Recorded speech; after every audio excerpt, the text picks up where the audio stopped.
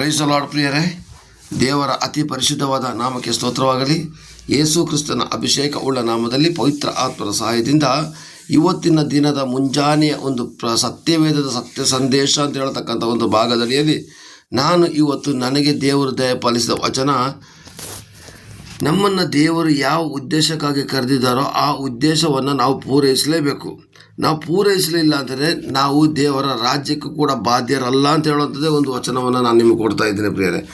ದೇವರು ನಮ್ಮನ್ನು ಯಾವ ಉದ್ದೇಶ ಇಟ್ಟು ಕರೆದಿದ್ದಾರೋ ಅದೇ ಉದ್ದೇಶವನ್ನು ನಾವು ಪೂರೈಸಲೇಬೇಕು. ದೇವರು ಏನು ತಿಳಿಸಿದ್ದಾರೋ ಅದನ್ನು ನಾವು ಇತರರಿಗೆ ತಿಳಿಸಲೇಬೇಕು. ಇದು ದೇವರ ಆಜ್ಞೆಯಾಗಿದೆ. ಯೆರೆಮೀಯನ ಒಂದು ಪುಸ್ತಕದ ಮೂಲಕ ನಮಗೆ ತಿಳಿಯುವಂಥ ಪಾಠವನ್ನು ನಾವು ತಿಳಿದುಕೊಳ್ಳುವ. ಯೆರೆಮೀಯ 1ನೇ ಅಧ್ಯಾಯ 4ನೇ ವಾಕ್ಯ 5, 6, 7, 8, 9, 10 4ರಿಂದ 10ರವರೆಗೆ ಓದಿಕೊಳ್ಳುವ. ಇದರಲ್ಲಿ ಏನೇನು ಬರೆದಿದೆ ಒಂದೊಂದಾಗಿ ನಾನು ವಿವರಿಸ್ತೇನೆ ಪ್ರಿಯರೇ. ದೇವರು ನಿಮ್ಮನ್ನು ಆಶೀರ್ವದಿಸಲಿ ಮತ್ತು ಈ ವಚನದ ಮೂಲಕ ನಿಮ್ಮನ್ನು ಬಲಪಡಿಸಲಿ. ಓದಿ. ಯೆಹೋವನು ಈ ವಾಕ್ಯವನ್ನು ನನಗೆ ದಯಪಾಲಿಸಿದನು. ನಾನು ನಿನ್ನನ್ನು ಗರ್ಭದಲ್ಲಿ ರೂಪಿಸುವುದಕ್ಕೆ ಮುಂಚೆ ನಿನ್ನನ್ನು ತಿಳಿದಿದ್ದೆನು. ನೀನು ಉದರದಿಂದ ಬರುವುದಕ್ಕೆ ಮೊದಲೇ ನಿನ್ನನ್ನು ಪ್ರತಿಷ್ಠಿಸಿದೆನು. ಜನಾಂಗಗಳಿಗೆ ಪ್ರವಾದಿಯನ್ನಾಗಿ ನಿನ್ನನ್ನು ನೇಮಿಸಿದ್ದೇನೆ. ಆಮೇನ್, ಆಮೇನ್. ಇಲ್ಲಿ ದೇವರ ವಾಕ್ಯವನ್ನು ಸ್ಪಷ್ಟವಾಗಿ ನಾವು ಗಮನಿಸ್ತಾದ್ರೆ ಪ್ರಿಯರೇ, ದೇವರು ಈ ವಾಕ್ಯವನ್ನು ನನಗೆ ದಯಪಾಲಿಸಿದ್ದಾನೆ. ಯಾರು ಹೇಳ್ತಾರೆ ಮಾತು? ಇದು ಯೆರೆಮೀಯ ಹೇಳ್ತಕ್ಕಂಥ ಒಬ್ಬ ಪ್ರವಾದಿ ಹೇಳ್ತಕ್ಕಂಥ ಮಾತು. ಹಾಗೆಯೇ ಇವತ್ತು ದೇವರು ನನಗೆ ನಿನಗೆ ಮುಂಜಾನೆ ವೇಳೆಯಲ್ಲಿ ಇದೇ ಮಾತನ್ನು ಕೊಡ್ತಿದ್ದಾರೆ ಪ್ರಿಯರೇ. ನಾನು ನಿನ್ನನ್ನು ಗರ್ಭದಲ್ಲಿ ರೂಪಿಸೋದಕ್ಕಿಂತ ಮುಂಚೆ ನಿನ್ನನ್ನು ತಿಳಿದಿದ್ದೇನು. ನೀನು ಉದರದಿಂದ ಬರೋದಕ್ಕಿಂತ ಮೊದಲೇ ನಿನ್ನನ್ನು ಪ್ರತಿಷ್ಠಿಸಿದನು. ಜನಾಂಗಗಳಿಗೆ ಪ್ರವಾದಿಯನ್ನಾಗಿ ನಿನ್ನನ್ನು ನೇಮಿಸಿದ್ದೇನೆ ಅಂತ ಸ್ವಾಮಿ ಹೇಳ್ತಾರೆ. ಹಾಗಾದರೆ ಅಂದು ಯೆರೆಮೀಯನಿಗೆ ಹೇಳಿದಂಥ ಮಾತನ್ನು ಇಂದು ನನಗೆ ನಿನಗೆ ಹೇಳ್ತಿದ್ದಾರೆ. ನೀನು ಅನ್ಎಕ್ಸ್ಪೆಕ್ಟೆಡ್ ಆಗಿ ಭೂಮಿಗೆ ನಾವು ಮನುಷ್ಯನ ರೂಪವನ್ನು ಎತ್ತಿ ಬರಲಿಲ್ಲ ಪ್ರಿಯರೇ. ನಾವು ಅನ್ಎಕ್ಸ್ಪೆಕ್ಟೆಡ್ ಆಗಿ ಬರಲಿಲ್ಲ, ದೇವರು ಆಕ್ಸೆಪ್ಟ್ ಮಾಡಿನೇ ಕಳಿಸಿರ್ತಕ್ಕಂಥದ್ದು. ನೀನು ಗರ್ಭದಲ್ಲಿ ರೂಪಿಸೋದಕ್ಕಿಂತ ಮೊದಲೇ ದೇವರಿಗೆ ಗೊತ್ತಿದೆ. ಇವತ್ತು ಸ್ಕ್ಯಾನಿಂಗ್ ಮುಖಾಂತರ ಗಂಡು ಮಗುನ ಹೆಣ್ಣು ಮಗುನ ಅಂತ ಕಂಡುಹಿಡಿತಾರೆ. ಆದರೆ ಅವರಿಗೆ ಗೊತ್ತಾಗದಿರ್ತಕ್ಕಂಥ ಕಾರ್ಯ ನನ್ನ ದೇವರು ಹೇಳ್ತಾರೆ, ನಾನು ಗರ್ಭದಲ್ಲಿ ರೂಪಿಸೋದಕ್ಕಿಂತ ಮೊದಲೇ ನಾನು ನಿನ್ನ ಸ್ಕ್ಯಾನ್ ಮಾಡಿಬಿಟ್ಟಿದ್ದೀನಿ ಅಂತೇಳಿ. ಸ್ಕ್ಯಾನ್ ಮಾಡಿ ನಿನ್ನನ್ನು ರೂಪಿಸೋದಕ್ಕಿಂತ ಮುಂಚೆ ನಾನು ತಿಳಿದಿದ್ದೀನಿ ಅಂತೇಳಿ. ಉದರದಿಂದ ಬರೋದಕ್ಕಿಂತ ಮೊದಲೇ ನಿನ್ನನ್ನು ಪ್ರತಿಷ್ಠಿಸಿದ್ದೇನೆ ಅಂತ ದೇವರು ವಾಕ್ಯದಲ್ಲಿ ತಿಳಿಸಿದೆ ಪ್ರಿಯರೇ. ಜನಾಂಗಗಳಿಗೆ ಪ್ರವಾದಿಯಾಗಿ ನಾನು ನಿನ್ನನ್ನು ನೇಮಿಸಿದ್ದೇನೆ ಅಂತ ಹೇಳ್ತಾರೆ. ಹಾಗಾದರೆ ಅವತ್ತು ಯೆರೆಮೀಯನನ್ನು ಪ್ರವಾದಿಯಾಗಿ ನೇಮಿಸಿದ ದೇವರು ಇವತ್ತು ನಿನ್ನನ್ನು ಒಂದು ಆರಾಧನೆ ನಾಯಕನಾಗಿ ಕರೆದಿರ್ಬೋದು. ವಾಕ್ಯ ಕೊಡುವಂಥ ಸಭಾಪಾಲಕರಾಗಿ, ಬೋಧಕರಾಗಿ, ಉಪದೇಶಕರಾಗಿ, ಸುವಾರ್ತಿಕರಾಗಿ ಕರೆದಿರ್ಬೋದು. ಅಪೊಸ್ತಲರನ್ನಾಗಿ ಕರೆದಿರ್ಬೋದು. ಅಥವಾ ಸಭೆಯ ಸೇವೆಗಾಗಿ ನಿನ್ನನ್ನು ಯಾವ ಸೇವೆ ಅಂತ ಗೊತ್ತಿಲ್ಲ, ಯಾವುದೋ ಒಂದು ಸೇವೆ ಕರೆದಿರ್ಬೋದು. ಅಟ್ಲೀಸ್ಟ್ ಸಭೆಯಲ್ಲಿ ಕಸ ಗುಡಿಸುವಂಥದ್ದು ಕೂಡ ಒಂದು ಸೇವೆನೇ ಆಗಿದೆ. ಯಾಕೆಂದರೆ ಸುವಾರ್ಥ ಸಾರಿದ್ರೆ ಮಾತ್ರ ಸೇವೆ ಅಲ್ಲ, ಸ್ಟೇಜ್ ಮೇಲೆ ನಿಂತ್ಕೊಂಡ್ರೆ ಮಾತ್ರ ಸೇವೆ ಅಲ್ಲ, ಆರಾಧನೆ ಮಾಡಿದ್ರೆ ಮಾತ್ರ ಸೇವೆ ಅಲ್ಲ. ದೇವರು ನಿನ್ನನ್ನು ಒಂದು ಕಸ ಗುಡಿಸೋದಕ್ಕೆ ಕಳಿಸಿದ್ರು ಕೂಡ ಅದನ್ನು ನಿಯತ್ತಿನಿಂದ ಸಭೆಯ ಒಳಗಡೆ ಮಾಡಬೇಕು ಅಂದರೆ ಇಲ್ಲಿ ದೇವರು ನನಗೆ ನಿನಗೆ ತಿಳಿಸ್ತಾ ಇದ್ದಾರೆ ಪ್ರಿಯರೇ. ದೇವರು ಕೊಟ್ಟಂಥ ಕೆಲಸ ಏನು, ಅದೇ ಕೆಲಸವನ್ನು ಹಿಡ್ಕೊಂಡು ಕೂತ್ಕೊಳ್ಳೋದಲ್ಲ, ಬೇರೆ ಕೆಲಸಗಳಿಗೂ ನಾವು ಕೈ ಹಾಕಬಹುದು. ದೇವರ ಸೇವೆ ಅಂತಂದರೆ ಯಾವ ಕೆಲಸವನ್ನು ಮಾಡಲಿಕ್ಕೂ ನಾವು ರೆಡಿ ಇರಬೇಕು.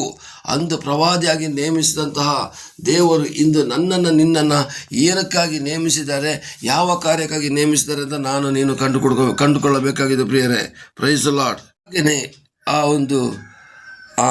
6ನೇ ವಾಕ್ಯವನ್ನು ಓದ್ತಾರೆ ಇವಾಗ. ಆಗ ಯೆರೆಮೀಯ ಒಂದು ನೆಪ ಆಗ್ತಾನೆ ನೋಡಿ, ಯಾವ ಥರ ಹೇಳಿ. ಇವತ್ತು ಅದೇ ಥರ ನಾವು ಕೂಡ ಒಂದು ನೆಪ ಆಗ್ತೀವಿ ಪ್ರಿಯರೇ. ಯಾವುದೇ ಸೇವೆ ಕರೆದು ನೆಪ ಆಗ್ತೀವಿ. ಓದಪ್ಪ. ಅದಕ್ಕೆ ನಾನು, ಅಯ್ಯೋ ಕರ್ತನ ದೇವನೇ, ನಾನು ಮಾತು ಬಲ್ಲವನಲ್ಲ, ಬಾಲಕನು ಎಂದು ಭಿನ್ನಯಿಸಿದ್ದೇನು. ನೋಡಿ, ನಾನು ಬಾಲಕ, ನನಗಿನ್ನೂ ಮಾತು ಬರೋದಿಲ್ಲ, ನಾ ಚಿಕ್ಕ ಪ್ರಾಯದ ಹುಡುಗ, ಯೌವನಸ್ಥ ಹುಡುಗ, ನನಗೆ ಬಾಲಕ ನಾನು ಬಾಲಕ. ಇಲ್ಲಿ ನೋಡಿ ಎಷ್ಟು ಚೆನ್ನಾಗಿ ಬರೆದಿದೆ ಅಂದರೆ ನೋಡಿ, ಅಲ್ಲಿ ಅಯ್ಯೋ ಕರ್ತನಾದ ಯೆಹೋವನೇ, ನಾನು ಬಲ್ಲವನಲ್ಲ, ಅಯ್ಯೋ ಸ್ವಾಮಿ ನನಗೆ ಸೇವೆ ಮಾಡೋ ಗೊತ್ತಿಲ್ಲ, ಬಲ್ಲವನಲ್ಲ ಎಂದು ಭಿನ್ನಯಿಸಿದನು. ನೋಡಿ, ಇವತ್ತು ಜನಗಳು ನೆಪಾಗ್ತಾರೆ. ಪಾತ್ರ ತೊಳೆದ್ಬಿಟ್ಟು ಹೋಗಿ 4 ಪಾತ್ರೆ ತೊಳೆದ್ಬಿಟ್ಟು ಹೋಗಿ ಆಲಯನ ಕಸ ಗುಡಿಸ್ಬಿಟ್ಟು ಹೋಗಿದ್ದಾರೆ. ಒಬ್ಬೊಬ್ಬರು ಪ್ರಾರ್ಥನೆ ಮಾಡ್ಕೊಂಡು ಜಾರ್ಕೊಂಡು ಹೋಗೋದೇ ಗೊತ್ತಿರೋದಿಲ್ಲ ಪ್ರಿಯರೇ. ಇವತ್ತೇನು ಗೊತ್ತಾ, ಅಯ್ಯೋ ಆರಾಧನೆಗೆ ಸ್ಟೇಜ್ಗೆ ನಿಂತ್ಕೊಂಡ್ರೆ ಮಾತ್ರ ಸೇವೆ, ಸುವಾರ್ಥ ಸಾರ್ತನೆ ಮಾತ್ರ ಸೇವೆ ಅಂತ ತಿಳ್ಕೊಬಿಟ್ಟಿದ್ದಾರೆ. ಕರ್ತನ ಕೆಲಸವನ್ನು ಹೇಳುವಾಗ ನೆಪ ಹಾಕುವಂಥ ಆ ದುರಾತ್ಮ ಯೇಸು ನಾಮದಲ್ಲಿ ಬಿಟ್ಟು ಹೋಗಬೇಕು. ಮೋಶೆ ಹೇಳ್ತಾನೆ, ನಾನು ತೊದಲು ನುಡಿಯವನು ಅಂತ ಹೇಳಿದಾಗ ಸ್ವಾಮಿ ಏನು ಹೇಳಿದ್ರು? ನೀನು ತೊದಲು ನುಡಿಯವನಾದರೂ ಕೂಡ ನಾನು ನಿನಗೆ ಆರೋನನ್ನ ಬಾಯಿಯಾಗಿಟ್ಟಿರ್ತೇನೆ, ನೀನು ಅವನಿಗೆ ದೇವರಾಗಿರುತ್ತೆ ಹೇಳೋದು ದೊಡ್ಡ ಸ್ಥಾನವನ್ನು ಕಲ್ಪಿಸಿದ್ರು ಪ್ರಿಯರೇ. ಅದೇ ರೀತಿಯಾಗಿ ಇವತ್ತು ಕೂಡ ಮೋಶೆ ರೀತಿಯಲ್ಲಿ, ಎರೆಮೀಯನ ರೀತಿಯಲ್ಲಿ ನಾವು ತಪ್ಪಾದಂಥ ಮಾತುಗಳನ್ನು ಹೇಳದೇನೆ, ದೇವರ ಮಾತಿಗೆ ನೆಪಗಳನ್ನು ಒಡ್ಡದೇನೆ ದೇವರು ಕೊಟ್ಟಂಥ ಸೇವೆಯನ್ನು ಮಾಡಬೇಕು. ಇವನು ಹೇಳ್ತಾರೆ, ನಾನು ಬಾಲಕ, ನನ್ನ ಕೈಲಿ ಏನು ಗೊತ್ತಿಲ್ಲ ಅಂತ ಹೇಳಿದಾಗ ಸ್ವಾಮಿ ಹೇಳ್ತಾರೆ, 7ನೇ ವಾಕ್ಯ ಓದಿ. ಆಗ ಯೆಹೋವನು ನನಗೆ, ಬಾಲಕನನ್ನ ಬೇಡ, ಯಾರ ಬಳಿಗೆ ನಿನ್ನನ್ನು ಕಳಿಸುತ್ತೇನೋ ಅವರೆಲ್ಲರ ಬಳಿಗೆ ನೀನು ಹೋಗೇ ಹೋಗುವಿ, ನಾನು ಆಜ್ಞಾಪಿಸುವುದನ್ನೆಲ್ಲ ನುಡಿಯಲೇ ನುಡಿಯುವಿ. ನೋಡಿ, ಅಲ್ಲಿ ಸ್ವಾಮಿ ಚೆನ್ನಾಗಿ ಬರೆದಿದ್ದಾರೆ, ನೀನು ಬಾಲಕ ಅಂತ ತಗೊಂಡು ನೆಪ ಹೇಳ್ಬೇಡ, ನಾನು ನಿನಗೆ ತಗೊಂಡು ಒಂದು ಯೋಜನೆ ಅದನ್ನು ನಿನ್ನ ಕೈಲಿ ನಾನು ಮಾಡಿಸ್ತೀನಿ. ನೋಡಿ ಪ್ರಿಯರೇ, ನೀವು ಏನೇ ನೆಪ ಹೇಳ್ಬೋದು, ನಿಮ್ಮ ಕೈಲಿ ಮಾಡಿಸ್ಬೇಕಾಗಿರೋ ಕೆಲಸನ ನಮ್ಮ ಅಪ್ಪ ಮಾಡಿಸ್ತಾರೆ. ಮಾಡಲಿಲ್ವಾ ನೀವು ದಂಡನೆ ಗ್ಯಾರಂಟಿ ಒಳಗಾಗ್ತೀರಾ. ಇಲ್ಲಿ ಸ್ವಾಮಿ ಹೇಳ್ತಿರೋದು ಏನಂದರೆ, ನಾನು ನಿನಗೆ ಅಂತ ಕೆಲಸ ಒಪ್ಪಿಸಿದ್ದೀನಿ. ಈಗ ನೋಡಿ, ನೀನು ಬಾಲಕನನ್ನೇ ಬೇಡ, ಯಾರ ಬಳಿಗೆ ನಿನ್ನನ್ನು ಕಳಿಸುತ್ತೇನೆ ಅವರೆಲ್ಲರ ಬಳಿಗೆ ನೀನು ಹೋಗುವಿ, ನಾನು ಆಜ್ಞಾಪಿಸೋದನ್ನೆಲ್ಲ ನುಡಿಯುವಿ ಅಂತ ಬರೆದಿದೆ. ಯೋನ ನೋಡಿ, ನಿನವೆ ಪಟ್ಟಣಕ್ಕೆ ಹೋಗೋದನ್ನ ಬಿಟ್ಟು ತಾರ್ಸಿಸಿಗೆ ಹೋಗಿ ಮೀನಿನ ಹೊಟ್ಟೆ ಒಳಗಡೆ 3 ದಿವಸ ಅವನು ಅನುಭವಿಸಿದಂತೆ ಶಿಕ್ಷೆಯನ್ನು ಅನುಭವಿಸಲೇಬೇಕಾಗ್ತದೆ. ಮಾನಸಾಂತರ ಹೊಂದಿಕೊಂಡ ತಕ್ಷಣ ನಾವು ವಾಪಸ್ ಬಂದು ನಿನವೆ ಪಟ್ಟಣದಲ್ಲಿ ಸುವಾರ್ತೆ ಸಾರ್ದ. ಯೋನ ನೆಪ ಒಡ್ಡದ ಪ್ರಿಯರೇ, ದೇವರು ಬಿಡಲಿಲ್ಲ, ಅವನ ಕೈಲಿ ಮಾಡಿಸ್ಬೇಕಾದ್ರೆ ಕೆಲಸನ ಮಾಡಿಸಿದ್ರು. ಮೋಶೆ ನನ್ನ ಕೈಲಿ ಆಗೋದಿಲ್ಲ ಅಂತ ಹೇಳಿದ ಕೆಲಸನ ಮಾಡಿಸಿದ್ರು ಪ್ರಿಯರೇ. ಗಿದ್ಯೋನೇ ಹೇಳ್ದ, ಅಯ್ಯೋ ನಾನು ಅಷ್ಟು ಜನಗಳ ಮಧ್ಯೆ ನಾನು ಹೆಂಗೆ ನಿಲ್ಲಲಿ ತಗೊಂಡು ಹೇಳಿದಾಗ ಗಿದ್ಯೋನನ್ನು ದೇವರು ಪರಾಕ್ರಮಶಾಲಿ ಅಂತ ಕರೆದ್ರು ಪ್ರಿಯರೇ. ಹಾಗೇನೆ ಇವತ್ತು ನಿನ್ನನ್ನು ದೇವರು ಕೈ ಹಿಡಿದು ಕರೀತಾ ಇದ್ದಾರೆ, ಬಾ ನನ್ನ ಸೇವೆಗೆ ಬಾ, ನೆಪ ಒಡ್ಡಬೇಡ, ನೀನು ಎಲ್ಲಿ ಏನೇನು ಮಾಡಬೇಕೋ ಅದನ್ನು ಮಾಡಬೇಕು, ನೀನು ಮಾಡೋದಿಲ್ಲ ಅಂದರೂ ನಿನ್ನ ಬಿಡೋದಿಲ್ಲ, ನಾನು ಮಾಡಿಸ್ತೀನಿ ಅಂತ ಹೇಳ್ತಿದ್ದಾರೆ ಪ್ರಿಯರೇ. ಹಾಗಾದರೆ ಪ್ರಿಯರೇ, ಅಲ್ಲಿ 8ನೇ ವಾಕ್ಯವನ್ನು ಓದಿ. 8ನೇ ವಾಕ್ಯ ಬೇಗ ಓದಿ. ಅವರಿಗೆ ಅಂಜಬೇಡ, ನಿನ್ನನ್ನು ಉದ್ಧರಿಸಲು ನಾನೇ ನಿನ್ನೊಂದಿಗಿರುವೆನು, ಇದು ಯೆಹೋವನಾದ ನನ್ನ ಮಾತು ಎಂದು ಹೇಳಿದನು. ನೋಡಿ, ನೀನು ಅಂಜಬೇಡ, ಯಾವ ಸೇವೆ ಮಾಡಬೇಕಾದ್ರೂ ನೀನು ಅಂಜಬೇಡ. ಅಯ್ಯೋ, ಅಲ್ಲೋಗಿ ಯಾವ ಥರ ಸುವಾರ್ತೆ ಸಾರಲಿ, ಇಲ್ಲಿ ಇಂಥವ್ರಿಗೆ ಯಾಕೆ ಸುವಾರ್ತೆ ಸಾರಲಿ, ನೀನು ಹೇಳುವಂಥ ಸತ್ಯವನ್ನು ಹೇಳಲೇಬೇಕು. ನಿನಗೆ ಹೊಡಿಬೋದು, ಬಡಿಬೋದು, ಹಿಂಸೆ ಕೊಡ್ಬೋದು, ಜನಗಳು ಮೆಚ್ಚಿಕೊಳ್ಳಲಿಕ್ಕಿಲ್ಲ, ಆದರೂ ಕೂಡ ನೀನು ಅವರಿಗೆ ದೇವರು ತಿಳಿಸಿರ್ತಕ್ಕಂಥ ಮಾತನ್ನು ತಿಳಿಸ್ಬೇಕು. ಉದಾಹರಣೆಗೆ, ಒಬ್ಬ ಪಾಪ ಮಾಡುವಂಥ ಒಬ್ಬ ವ್ಯಕ್ತಿ ಇದ್ದರೆ ಅವನಿಗೆ ನೀನು ಡೈರೆಕ್ಟಾಗಿ ಹೋಗಿ ಹೇಳಬೇಕು, ನೋಡು ನೀನು ಇಂಥ ಪಾಪ ಮಾಡಿದ್ರೆ ಪರಲೋಕಕ್ಕೆ ಸೇರೋದಿಲ್ಲ, ನೀನು ಸತ್ಯದ ದಾರಿಗೆ ಬಾ ಅಂತ ಹೇಳಲೇಬೇಕಾದ ಸಂದರ್ಭದಲ್ಲಿ ನಾವು ಹೇಳಲೇಬೇಕು ಪ್ರಿಯರೇ. ಪಾಪದ ಅರಿವನ್ನು ಮೂಡಿಸೋದಕ್ಕೇ ಸ್ವಾಮಿ ಇವತ್ತು ನಿಮ್ಮನ್ನು ಕಳಿಸಿದ್ದಾರೆ ಪ್ರಿಯರೇ. ನಾವು ಇದನ್ನು ತಪ್ಪದನ್ನೇ ಮಾಡಬೇಕು ಅಂತೇಳಿ ದೇವರ ಚಿತ್ತನೂ ಕೂಡ ಆಗಿದೆ ಪ್ರಿಯರೇ. ದೇವರು ಏನು ತಿಳಿಸಿರ್ತಾರೋ ಅದನ್ನು ನಾವು ತಿಳಿಸಲೇಬೇಕು. ನಾವು ಅಂಜಬೇಡ, ನಿನ್ನನ್ನು ಉದ್ಧರಿಸಲು ನಾನೇ ನಿನ್ನೊಂದಿಗಿರುವನು. ಹಾಗಾದರೆ ನಿನ್ನ ಜನಗಳ ಮಾತುಗಳನ್ನ ಕೇಳಬೇಡ, ನಿನ್ನ ಜೊತೆ ಸೇವಕನ ಮಾತನ್ನು ಕೇಳಬೇಡ. ನೀನು ಯಾರ ಮಾತನ್ನು ಕೇಳಿದ್ರೆ, ದೇವರೇ ನಾನು ಇಂಥ ಜಾಗಕ್ಕೆ ಹೋಗ್ತೀನಿ. ದಾವೀದ ನೋಡಿ, ಯುದ್ಧ ಮಾಡಬೇಕಿದ್ರೆ ನಾನು ಇಂಥ ಜಾಗಕ್ಕೆ ಹೋಗಲೋ ಅಂತ ಕೇಳ್ತಿದ್ದ. ಪೌಲ ಕೇಳ್ತಾ ಇದ್ದ. ಕೊನೆಗೆ ಪೌಲ ಮಿತಿ ನಡೆದಕ್ಕೆ ಶಿಕ್ಷೆಯನ್ನು ಅನುಭವಿಸಿ ಮರಣವನ್ನೇ ಅನುಭವಿಸುವಂಥ ಪರಿಸ್ಥಿತಿ ಬಂತು. ದೇವರ ಮಾತನ್ನು ಕೇಳಿ ದಾವೀದ ಆಗಲಿ ಅವರೆಲ್ಲ ಯುದ್ಧ ಮಾಡ್ಲಿಕ್ಕೆ ಹೋಗಿದ್ರೆ, ದೇವರೇ ಈ ಯುದ್ಧಕ್ಕೆ ಹೋಗೋದು ನಿಶ್ಚಿತವೋ ಅಂತ ಕೇಳ್ತಾಯಿದ್ರು.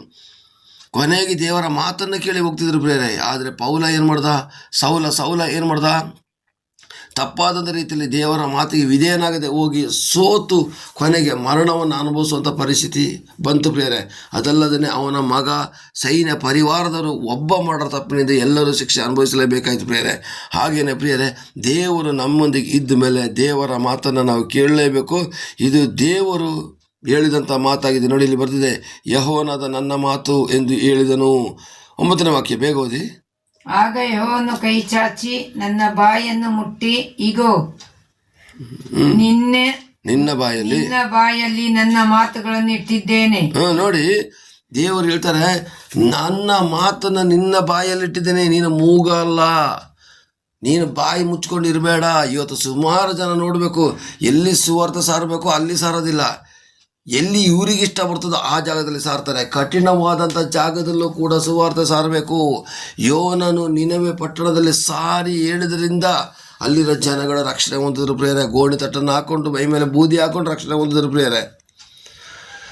ಆದರೆ ಫರೋಹನ ಹತ್ರ ಹೋದಾಗ ಅಲ್ಲಿ ಅವರು ಸತ್ಯ ಗೊತ್ತಾದರೂ ಕೂಡ ಮೊಂಡುತನ ಮಾಡ್ತಾಯಿದ್ರು. ಮೊಂಡುತನ ಮಾಡಿ 10 ಉಪದ್ರವಗಳನ್ನು ಅನುಭವಿಸುವಂಥ ಪರಿಸ್ಥಿತಿ ಬಂತು ಪ್ರಿಯರೇ.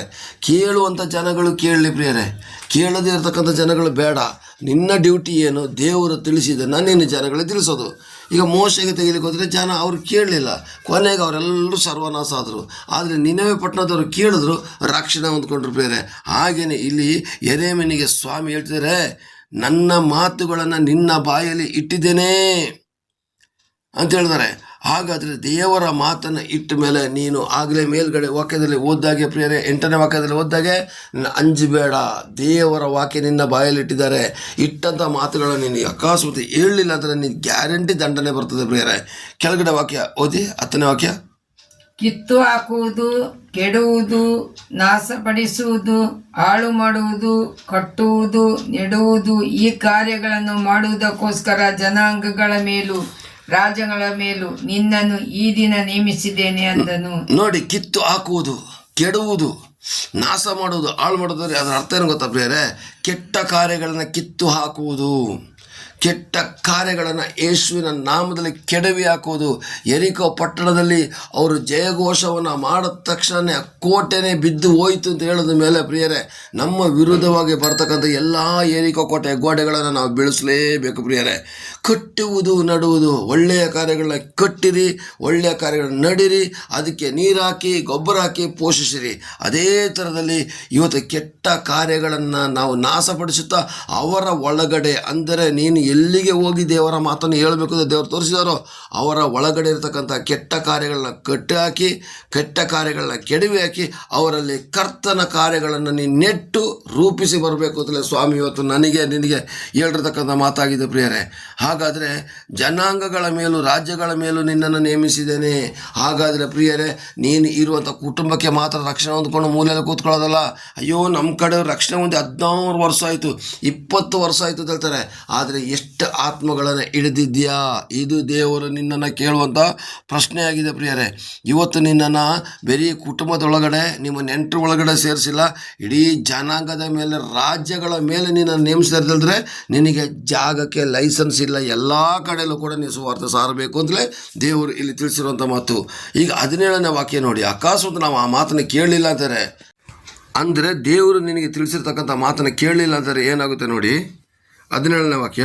ಹೀಗಿರಲು ನೀನು ಎದ್ದು ನಡುಕಟ್ಟಿಕೊಂಡು ನಾನು ಆಜ್ಞಾಪಿಸುವುದನ್ನೆಲ್ಲ ಅವರಿಗೆ ಹೇಳು. ನೀನು ಅವರಿಗೆ ಕೆಂಗೆಡಬೇಡ. ಕಂಗೆಟ್ಟರೆ ನಾನು ನಿನ್ನನ್ನು ಅವರ ಮುಂದೆ ಕಂಗೆಡಿಸುವೆನು. ನೋಡಿ, ಇಲ್ಲಿ ಸ್ವಾಮಿ ಎಷ್ಟು ಆಜ್ಞಾಪನೆ, ಎಷ್ಟು ಕಂಡೀಷನ್ ಆಗಿ ಮುಖಕ್ಕೆ ಹೊಡೆದಂಗೆ ಹೇಳ್ತಾನೆ ಗೊತ್ತಾ. ಈಗಿರಲು ನೀನು ಎದ್ದು ನಡು ಕಟ್ಟಿಕೊಂಡು ನಾನು ಆಜ್ಞಾಪಿಸಿದೆಲ್ಲ ಅವರಿಗೆ ಹೇಳು. ದೇವರು ನನಗೆ ಏನು ತಿಳಿಸ್ತಾರೆ ಅದನ್ನು ಹೇಳಲೇಬೇಕು. ದೇವರು ಒಂದು ವ್ಯಕ್ತಿನ ನೋಡ್ಬಿಟ್ಟು ಆತನ ಒಂದು ವ್ಯಭಿಚಾರದ ಬಗ್ಗೆ ಬುದ್ಧಿವಾದ ಹೇಳು ಅಂತ ಹೇಳಿರ್ತಾರೆ. ನೋಡಪ್ಪ, ನೀನು ವ್ಯಭಿಚಾರ ಮಾಡಬೇಡ, ಮಾಡಿದ್ರೆ ಮಹಾಪಾಪ, ನೀನು ಸತ್ಯದ ದಾರಿಗೆ ಬಾಪ ಅಂತ ದೇವರು ಹೇಳಿ ಕಳಿಸಿದ್ರೆ ನೀನು ಹೋಗಿ ಅವ್ರ ಹತ್ರ ಹೇಳಲೇಬೇಕು. ನೀನು ಒಬ್ಬ ರಾಜಕೀಯ ವ್ಯಕ್ತಿ ಜೊತೆ ಹೋಗಿ ಸುವಾರ್ತೆ ಸಾರು, ಒಬ್ಬ ಪೊಲೀಸ್ ಅಧಿಕಾರಿಗೆ ಸುವಾರ್ತೆ ಸಾರು ಅಂತ ನೀನು ದೇವರು ತಿಳಿಸ್ಬಿಟ್ರೆ ನೀನು ಹೋಗಿ ತಿಳಿಸಲೇಬೇಕು.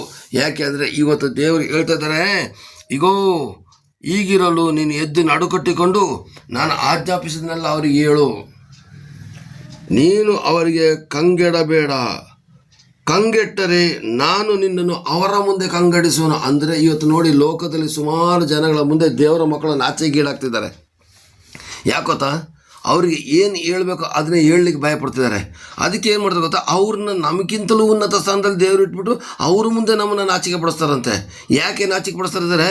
ದೇವರು ಹೇಳಿರ್ತಕ್ಕಂಥ ಮಾತುಗಳನ್ನ ನಾವು ಅವ್ರಿಗೆ ಹೋಗಿ ಹೇಳೋದೇ ಇರೋಂಥ ಕಾರಣಕ್ಕೋಸ್ಕರ. ನಾನು ಬಾಲಕ ಹಾಗೆ ಹೀಗೆ ಅಂತ ಯೆರೆಮೀಯ ನೆಪ ಹುಡ್ದಾಗೆ, ಮೋಶೆ ತೊದಲು ನುಡಿಯೊಂದು ನೆಪ ಹುಡ್ದಾಗೆ, ಗಿದ್ಯೋನ ನಾನು ಇನ್ನೂ ಗೊತ್ತಿಲ್ಲ ಅಂತ ಹೇಳಿ ನೆಪ ಹುಡ್ದಾಗೆ, ನಾನು ನೀನು ಇವತ್ತು ಯೋನ ನಿನವೆಗೆ ಹೋಗು ಅಂತ ಹೇಳಿದಾಗ ಅಲ್ಲಿ ನೆಪವನ್ನು ಒಡ್ದಾಗೆ ಇವತ್ತು ನಾನು ನೀನು ನೆಪವನ್ನು ಒಡ್ಡೋದಾದರೆ ದೇವರು ಹೇಳ್ತಾರೆ, ನೀನು ಅವರ ಮುಂದೆ ನಾನು ಹೇಳೋದಕ್ಕೆ ಕಂಗೆಟ್ರೆ ನಾನು ನಿನ್ನ ಅವರ ಮುಂದೆ ಕಂಗೆಡಿಸುವನು ಅಂತಂದರೆ ಆ ಲೋಕದವರ ಮುಂದೆ ನನ್ನನ್ನು ನಿನ್ನ ನಾಚಿಕೆ ಪಡಿಸ್ತಾರಂತೆ.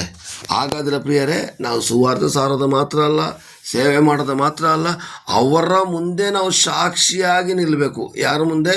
ಅವರ ಮುಂದೆ ಸಾಕ್ಷಿಯಾಗಿ ನಿಂತು ಕರ್ತನು ಹೇಳಿರ್ತಕ್ಕಂಥ ಕಾರ್ಯವನ್ನು ಮಾಡಬೇಕು. ಅಂದರೆ ಕರ್ತನು ಕೊಟ್ಟಂಥ ಸೇವೆಯನ್ನು ನಿಷ್ಠೆಯಿಂದ ಮಾಡಬೇಕು. ಯಾಕೆಂದರೆ ದೇವರು ನಮ್ಮನ್ನು ನೇಮಿಸಿದೆ ದೇವರ ಸೇವೆಗೋಸ್ಕರ.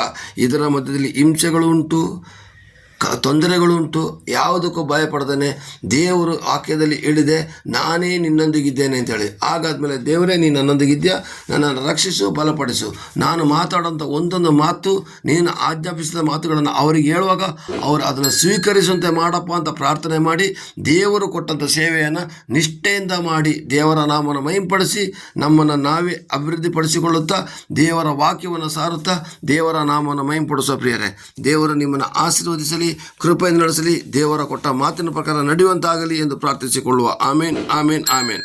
ಪ್ರೈಸ್ ದ ಲಾರ್ಡ್ ಪ್ರಿಯರೇ.